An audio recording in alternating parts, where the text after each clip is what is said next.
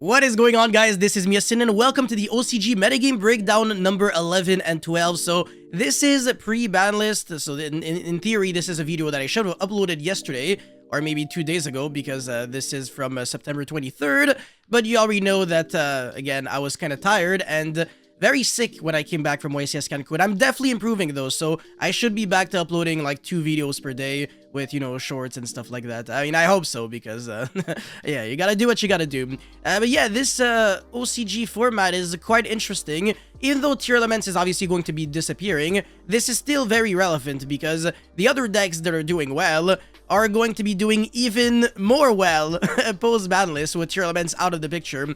But again, it's only representing 8.8% of the pie chart, which is definitely a decent number, but it's not like insane. So you definitely can't say that this is like a tier 0-ish format or anything like that. So yeah, it's definitely pretty diverse for the most part. A lot of really interesting decks are doing well as well, and this is what I really wanted to cover. But yeah, 260 top performing decks, that is huge. That is definitely more than average. Usually it's around 150, 200, something like that. And this is during the span of almost 2 weeks in Japan, mainland China, and South Korea. So only 3 countries actually. Again, usually it's a little more than that though. Anyways, before we get into this video, well, first of all, 2 things. You can actually check some other articles that I think Akira, of course it's Akira, posted on Road of the King. Definitely very interesting, a lot of cool deck list. There's like an Evil Eye, yeah, Evil Eye Horus deck here. And then there's also Sendai, I don't even know where this is. Could be in South Korea or China or something, I don't know, they don't look Chinese. Yeah, again, more deck list. If you care, I mean, some of them could translate to the TCG, like Labyrinth, for example. Some people are wondering if you should be playing Arius. I'm like, of course, this card's broken. Same thing with Transaction Rollback. I made a video about it very recently, and I've said that this card was really good, in Labyrinth especially, because you get to discard it with your furnitures, and then copy some trap cards right away. You can even copy D-Barrier on turn 0. That's insane. And Absolute King Backjack makes it even better, actually. Well, it makes the furnitures way better. So yeah, I really like this card. And then Unending Nightmare is actually the trend that I wanted to cover because everybody and their mother is side decking 3 copies of Unending Nightmare. And the reason for that is because it is extremely good against Centurion. It's a floodgate that completely destroys them. And this is good for me because Unending Nightmare is one of my favorite cards in all of Yu-Gi-Oh! So seeing people play one of my favorite cards just is making me really happy. And there are some other things that I don't want to cover yet, so before this video starts now, make sure you smash the like and subscribe button. I really appreciate you guys, and now let's get right into it. Alright, I'll try to do this with my garbage, stupid voice, but yeah, anyways, the best deck is Sinful Spo's Rescue Ace. This comes to no surprise to anyone, and this is going to remain the best deck post-ban list, and if anything, it's going to improve, because the other decks got hit way more than Rescue Ace. Like, Rescue Ace got lost 1 copy of Airlifter, which clearly changes nothing. Airlifter is the card that searches a spell, by the way. And then Purrely lost 1 copy of Delicious Memory, which hurts way more than losing 1 Airlifter, because when you only got 2 Delicious, when you go My Friend Purrely, there's no longer a 100% chance you get what you want. You might get unlucky now, which definitely does matter. So yeah, this is pretty huge. Their likelihood of summoning Purrely Noir on turn 1 definitely went down drastically. And DD Crow is actually getting better and better against Purrely now. Anyways, Tearlaments, this is the kind of deck that I will not be covering in this breakdown too much because it's going to die, so there's really no reason to like waste any of your guys' time. And the 4th best deck is Centurion. This is the nuts, so I kept saying that Centurion was destined for greatness. It is that kind of deck that just plays with 1 card. Crimson Dragon and Hard Red Dragon Archfiend King Calamity are still legal in the OCG for some reason, and obviously they are legal in the TCG, but we're not really abusing them because only Mana Dome and Synchron and some other weird combo decks can play the King Calamity combo. But Centurion does it really well because it's a 1-card combo. It also draws a card in the process. It gets a really nice follow-up play. You can play a lot of hand traps, a lot of floodgates as well. You can play There Can Only Be One, Skill Drain. You can do so much with Centurion, but the deck is definitely very vulnerable. It loses to Ghost Ogre, which is another card that we've covered. I mean, we've seen briefly in some deck list here. I don't know, yeah, in the side deck, there's a Ghost Ogre here, another Ghost Ogre there. Some Ghost Ogres every now and then, but yeah, it's a card that is pretty good against Centurion. If you draw it off of Maxi, it's even better, I guess, but the deck doesn't really lose to Maxi too much. because it gets to play a lot on the opponent's turn.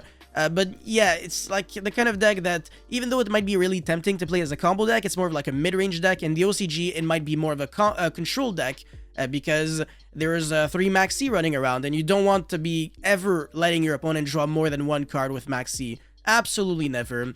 But yeah, very good deck, and the most popular build is Horus, but Super Heavy Samurai is really good as well, because there is a rank 4 monster generic that searches a level 4 lower power monster from your deck to your hand, very similarly to Galen Granite, and this could search the Trudea, which is a 1-card combo. So in other words, Super Heavy Samurai, you know, the scale, is a 1-card Centurion combo. And you can also do some other things with the Super Heavy Samurais, like, I don't know, Synchro Summoning, and then having a level 12, and then you still go for the King Calamity combo. So there's really no redundancy. The Super Heavy Samurai engine is extremely good, and if anything, it might even be better than the Horus, but the Horus just gets you like a rank 8, that's the Galaxy Ice Photon Lord, which negates monster effects, so you really don't have to worry about anything.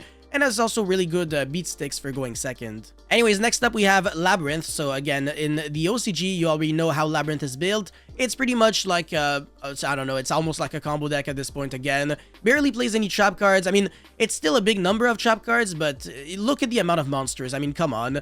There's 3 Arius, 3 Chandra, 3 Stovey, 3 Kuklok, and 3 Backjack. It is not weird to see hands where you draw 5 monsters in Labyrinth. Like, you can actually expect that, which is nuts, and you can still win with those hands, you know? It's that one trap deck that can get away with it completely. But yeah, anyways, Runic, I can't believe this deck still exists with only 1 fountain. And then this is the Spice, and I've seen games with this deck online, and it's really freaking awesome. Fire King. What's up with Fire King? Why is it good? It is because of the new level 1 monster. This card is a 1-card combo. Not only that, but also because of the fact that it's a level 1 fire, you already know that the Sinful Spoils engine makes it really good, because now you get to start your engine with only 1 card that doesn't take up your normal summon or anything, and you also draw a card in the process. So the Sinful Spoils engine is pretty much like the Sky Striker engine, what it used to be back in the days when everybody was playing it in like Orchist and Gookie and other stuff like that. This is pretty much like the same thing, but probably even better because it gets access to your engine on top of drawing you 1 card, just like Engage does. So very, very beautiful engine for fire-based strategies. So Rescue Ace, every single build, no exception, is on Sinful Spoils. And then Fire King, the most popular build, is using Sinful Spoils. So again, this is the best engine in Yu-Gi-Oh! Right now, and it definitely will be once we get Age of Overlord, which is coming out on October 19th, October 20. So you will be trying to chase those cards when they come out in that set, and they will be very expensive. It's pretty much a guarantee that Diabell Star the Dark Witch will be a secret, and the Treasure Hunter something will also be a secret, so it's probably going to be a $100 card, honestly. Anyways, we also got Sinful Spoils, Trap Brigade, Fire King, very cool. I believe there's a deck list on the other articles. Again, you can check them on Road of the King, so it should be easy to find. But yeah, just a lot of really nice innovation for Fire King, and the Trap Brigade package just makes a lot of sense. I can already imagine why, because all of your Fire Kings are Wing Beast, Beast, or Beast Warrior, so, you know, why not? Anyways, 2 pure Fire King, 1 Snake Eye Fire King, which also makes sense because the Snake Eyes are a part of the Sinful Spoils lore, so they do work with level 1 fire monsters just like they work with Infernoid, so that's really nice as well. Anyways, Magician, also very nice, and then Dragon Link, okay, yeah, okay, so people are not done with that deck apparently. Branded, I know that the OCG, they love their Branded, even though Branded Fusion and Branded Opening are at 1. And then Mathmech adding Nistra. I can't believe this deck is now more popular than the pure Mathmech deck. Very interesting, but there's only 1 circular, so I guess it makes sense. But still, I believe that even with 1 circular, Mathmech is still really good. Again, I speak from experience. I almost topped the Nats, man, with 1 circular. And YCS Vancouver. Lost on the bubble twice in a row. Oh my god. My heart is broken, Bernard. Anyways, Vanquish Soul, nice deck. They have the fire monster that reveals 2 fires to search a Vanquish Soul card from your deck to your hand on either player's turn, so it's a great card. And then Emancipator. Okay, yeah, they still have 1 Block Dragon. Well, I mean, in this article, they have 2, but they're gonna have 1 post-ban list, so it changes nothing. Chimera, in the TCG, it's so much better, honestly. And then Mana Dome, they again have the level 6 Synchro, and they're still not doing anything because it's a combo deck, and it loses big time to Max C. Kotalker Mathmech, Ligmatica Invoked, Exorcister. In the TCG, we've got some really good players doing some nice things with Exorcister, especially playing the, I was gonna say Dynamorphia engine, that's like less popular, but the Cyber Dark engine, shoutouts to Dave Trépanier. And Steven Santoli also took inspiration from that, and he's also doing that as well, if I recall correctly. So it's really nice. Anyways, Mikanko, Naturia. Mikanko is such a weird deck because all it really does is just play going second, but going first it does nothing. If you do nothing, Mikanko also does nothing. But they summon monsters that are like untargetable, indestructible, you can't out them, and you take the damage, so it's kind of scary actually. It can OTK you at the speed of light. And Naturia, we don't really have that deck over here in the TCG because Sacred Tree is at 1. Anyways, Rika only exists in Europe, literally. Sprite Trapbrigade, Tiny Sword Soul, Trapbrigade Lyrilusk, Unchained, only 2. Like, what? In the TCG, this deck is like number 1. You see how, man, just the difference between mentalities is wild. Like, again, sure, they have Maxi, but I don't understand why Unchained is not doing well at all. I guess Tearlaments is like a really good check to it because they Dweller, but still, like, oh my god. I just feel like Unchained against Rescue Ace is kind of like favored for Unchained, but I don't know, I could be wrong. Maybe Unchained is gonna lose in popularity now that Kashtira is no longer a thing. Anyways, we got Abyss Actor, Altergeist, Branded Shadal, whatever this is, and then whatever that is. And then, yeah, okay, this is getting boring. Alright, let's get right into Rescue Ace now. So this guy is main decking 2 Super Poly because it does allow him to break most of his annoying opponent's boards, but it's still kind of whack because you can never really guess what your opponent's trying to do. So against the Tearlaments deck, they try to typically end on Winda and Baguska, and you can Super Poly into Shikinaga, which is actually hilarious. I can't believe that people are actually citing one Shikinaga just for that, because remember that they don't have Garura, so everything that they do is always, with Super Poly, is always worse than over here, whereas we have 3 Super Poly with 1 additional really broken target, and we still don't really play the card because we actually think it's really bad. It's pretty bad against Unchained because even though they're all fiends, they all have different attributes. Like, they have a dark, they have a water, and then whatever, like they don't even have like another monster most of the time. So yeah, Super Poly is kind of just garbage over here. And it's not necessarily the greatest against Tearlaments because Kaleido Heart cannot be used as a fusion material, and unless your opponent is summoning like Dweller and Lulukaros, Super Poly is usually not really saving you from anything, honestly. But yeah, it's also good against the mirror match because while some builds are playing the Synchro heavy version, so not the Link heavy version, and they're actually summoning like F.A. Don Dragster with, I don't know, Herald of the Arclight, and they're both light monsters with different types, so that you can fuse both away into Mud Dragon of the Swamp. So that's cool. And then Starving Venom for 2 dark monsters. I don't know, could be used generically like IP Masquerina, SP Little Knight, Winda, Hot Red Dragon, Archfiend Abyss. Everything that's mentioned here, whatever. I mean, it's kind of obvious, but again, it's OCG only, so it's kind of irrelevant here. But yeah, the main deck, I don't agree with the level 6 monster. I actually think this card's garbage, but I don't know, they might have their reasons, like these players. And then the rest of the deck is kind of whatever. I feel like every single deck list is the same. Sometimes we see this garbage trap card, like the one that makes your, I think it's Reinforce, makes one of your monsters gain 1500 attack and then unaffected by monster effects, and the next time it would be destroyed, it's not. Something like that. I actually think this card's dog shit, and some people were main decking it. I was like, I really don't agree with that. But yeah, I don't know. Maybe like playing less hand traps and playing more board breakers makes sense. So I'm actually going to be giving some credit to this deck list. And then 3 Nibiru on the side, which I actually find very shocking because I think it's actually a really bad card.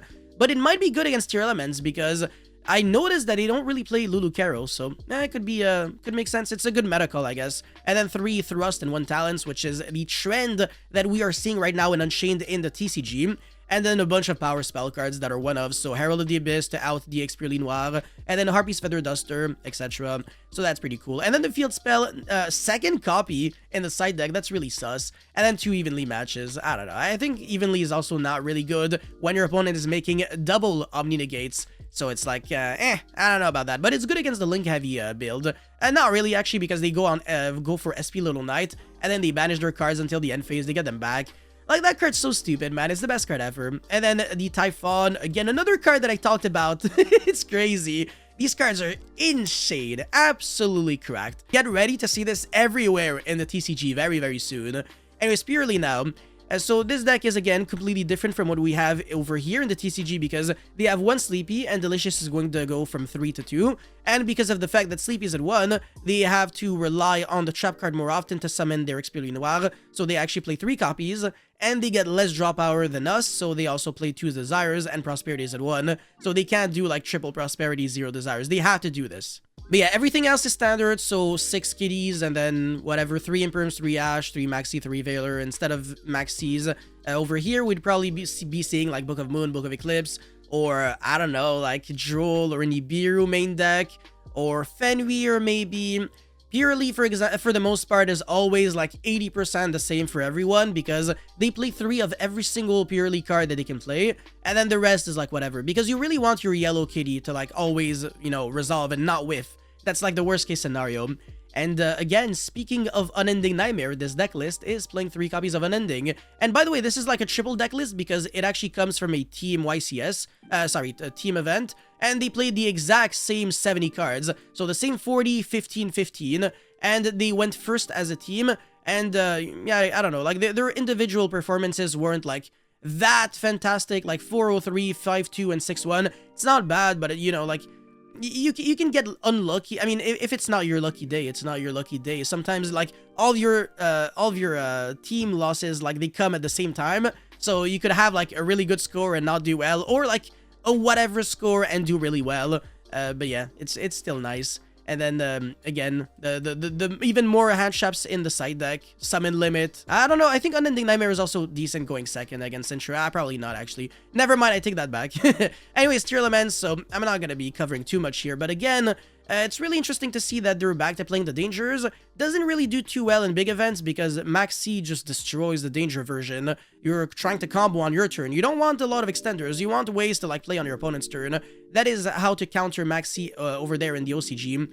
But this player is like, you know what? I'm gonna try to take on the Maxi challenge and deck you out with card destruction because you can also loop it with the shufflers. So yeah, and by the way, the reason why Gopi-Keeple is there is because when you mill it, you get to search the Danger Mothman from your deck to your hand. So that's nice. And this deck doesn't play Ash, by the way. So if you do get Maxied, it will resolve. That's really scary. And I'm seeing 3 Shuttle monsters, Hell Shuttle Hollow, Beast, and Squamata, but no Shuttle Fusion, no Schism, no Abkilone, no King of the Swamp, no Lulu Karos, no Grapha Fusion. Very, very, very interesting deck list that honestly I do not understand whatsoever. But again, they do have Curious over there, and they do have Fairy Tail Snow, so the Dangers are almost just as good as they were when this deck used to be like tier 0 over here in the TCG, because people were doing that. Remember, like last year, what people were doing at like YCS Rio, YCS Niagara, stuff like that. Like people were definitely abusing the shit out of Curious. It's a pretty disgusting card. Anyway, side deck, 3 Denkoseki. I guess your main deck, you don't really use your normal summon in this deck, so it makes sense. Only 1 Reno Heart. I mean, you're trying to mill it anyways. So yeah, Denko is actually pretty nice against even Rescue Ace, actually. Depending on their board, of course. If they rely on like their back row, then it's good. But otherwise, meh. And then 2 more Heartbeats, which is, again, very sus, I feel like. It's actually not the best removal, and it's just usually a part of like really bricky hands, but whatever. And then Exciton Knight in the side deck is also very interesting. I would expect like a Abyss Dweller instead, because this is a going second card, so you might as well have it in your main, but whatever, it is what it is. And then Super Poly, that's a good one. You don't necessarily need like more targets when you've got, I mean, yeah, again, there's no Garura there. Winda could be a Super Poly target. I don't know, like probably not Kaleido Heart, but yeah, whatever. And then finally we got Centurion. So this is very, very spicy. So I already talked about it, but basically the Super Heavy Samurai, they get your stuff going. Oh, and by the way, Bike is gonna go from 2 to 3. And again, they do have the Link 1 monsters, so the deck is even nastier over there than it is over here. So yeah, they have 3, well, I mean, whatever, the level 4 that, I mean, not the level 4, but I mean, the Soul Piercer is another 1-card starter, but it's limited, but nobody cares because it's not even that good. It's like, whatever. When you have, like, Bike and then Wakoshi, it's like, it ends up being the same, so you're not really making the deck lose too much. But yeah, this engine is very compact, very clean. There's only like 1 true Garnet, which is this. And then the level 4 helmet is you know, like Attack at Borg. The goal is to not draw it, but if you draw it, it's not really the end of the world. And the Link one just looks a little weird when you're not playing the Soul Peacemaker. I think that's the name of the card, the one that equips and then tribute and then summon from the deck. And there's also no scale, so again, very minimalistic engine. But it does summon... Oh, actually, this build is not playing the rank 4 that searches a Pyro.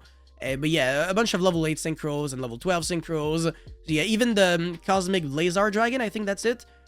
It's a really good card in case your Crimson Dragon cannot summon King Calamity for some magical reason. In case you already went into it, you can still summon this card with Crimson Dragon, which is very easy to summon, especially when you're playing super heavy samurai cards. And the Centurion engine just does it like super easily because Primera is a level 4 tuner, and then Shudea can become level 8, and the Emmet 6 is always level 8. And then you got so many one-card starters, like this deck cannot break, like literally cannot break. You always have a way to play the game, but it does have flaws because again, it loses really hard to Ghost Ogre and Unending Nightmare. More hand traps in the side deck because clearly this is not enough. 3, 4, 7, 10, 11... Okay, I mean, yeah, sure, whatever. But then we got like, what, 9 more hand traps? 3, 5, 7, 9. Oh my god. I say random numbers and I'm always right. I'm so nice like that. But yeah, Jesus. Yeah, that's the lot. Imagine having like 20 hand traps post game 1. I mean, I guess you could like side out all of your super heavy samurai cards going second. You can do that. And then just bringing in a bunch of hand traps and then your deck becomes like Centurion control. Could make sense.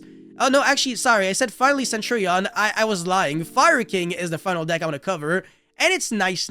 Okay, so on the surface, this looks very intimidating, but it's actually very simple. So we got the 2 big level 8 monsters that destroy themselves in the hand, or either get like, or when they're destroyed, you summon a monster from the deck and stuff like that. So they're really good. They're new from the structure deck.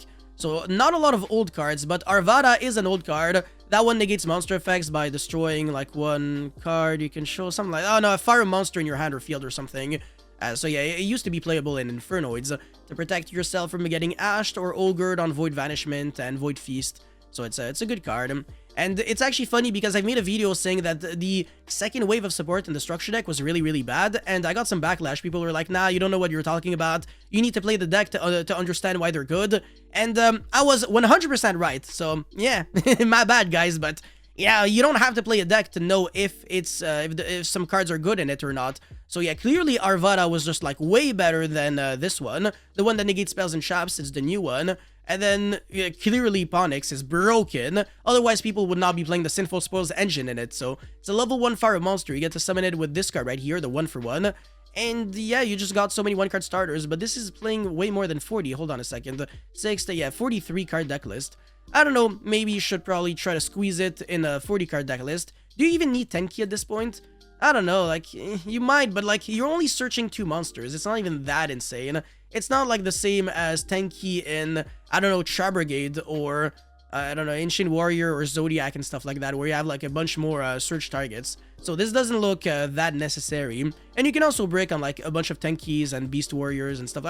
There's also this one, I think the name is Barong. Yeah, that's a good one. But yeah, extremely cool deck. A lot that you can do to catch your opponents off guard. You can make rank 8s on your opponent's turn. I mean, you can make this and then like blow up everything. So that's part of the combo. It's a 1-card combo again. Like Ponix gets you everything you need, especially if you get it off the Sinful Spoils engine because you don't have to use your normal summon on it. So you can do like so much more. And then the side deck is also very interesting. I can't believe they still have Scythe with Dagda. That's like, this is so cancerous. But you can destroy your own cards in Trap Brigade, in the Fire King. So being able to destroy your own Scythe in case you draw it is always nice. And then Sanctum, of course, into Lancia to protect yourself from Evenly is also not too bad. I don't think Lancia as a hash trap itself is good against either Centurion or Tearlaments or Purrely or Rescue Ace. It's especially for your opponent's side deck cards and stuff like that, especially again Evenly. Probably not Cosmic Cyclone. You're not really trying to side like yeah, it's probably does nothing, but yeah, Artifact Sanctum into Scythe is probably going to be getting you like a bunch of game wins against most decks, honestly. And yeah, this guy is very well prepared to beat Centurion because there's 3 Cosmic and 2 Ogre. So yeah, 2 cards that are extremely good against that deck. And I don't know why Duster is there because it's actually not good. It doesn't have a good matchup against anything here. Like, against Centurion, it does nothing because the field spell is indestructible. And you can just chain like all of your Centurion trap cards to summon themselves and then quick sync. So yeah, Duster doesn't actually solve anything. And then against Tearlaments and Purrely and Rescue Ace, obviously, I mean, against Rescue Ace, it's good, but against everything else, it's pretty dog shit. So yeah, whatever. It's still a really nice, very good deck list overall. So I really like it, and I'm really excited to see more Fire Kings in the future. I think it's just a matter of time before it's going to be doing much better, honestly. But yeah, in conclusion, whatever. The best decks are Rescue Ace, Purrely, and Tearlaments, but not for long because Tearlaments is going to die very soon as we get the ban list, which is going to be an inact. I'm probably taking action like October something. I don't know. Yeah, they always get like fixed ban list dates or something. Unlike us in the TCG where we have to wait and pray But yeah, anyways, that's it for this OCG metagame breakdown. Thank you guys so much for watching. Don't forget to like and subscribe, and I'll see you guys very soon. Peace.